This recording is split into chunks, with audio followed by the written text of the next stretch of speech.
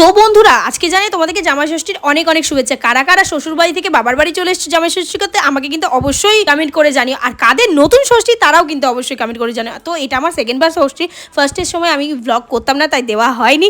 তো এখানে চলে এসেছিলাম মায়ের সাথে গাছতলা ষষ্ঠী করতে। এখানে আমাদের দেখো ষষ্ঠী করা কমপ্লিট। তো তারপর সবাইকে সুতো পরিয়ে দিচ্ছিল। আর দিদুন দেখো তোমাদের দাদাভাইকে সুতো পরিয়ে দিচ্ছে, মা আমাকে দিয়েছিল, দিদি এখানে তোমাদের দাদাভাইকে সুতো পরিয়ে দিচ্ছিল। তো খুব মজা লাগতো।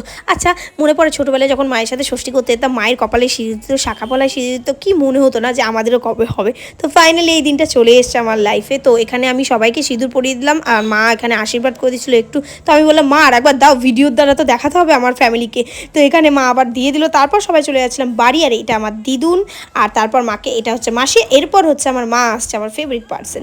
তো তারপর চলে গেছিলাম বাড়ি। আর তোমরা কিন্তু অবশ্যই লাইক কমেন্ট আর সাবস্ক্রাইব করে দিও। তোমরা কিন্তু সাবস্ক্রাইব করছো না। আর দেখা হচ্ছে নেক্সট কোনো ভিডিওতে। আর যারা নতুন তারা কিন্তু অবশ্যই বেল আইকনটাকে টিপে রেখো। টাটা, দেখা হচ্ছে।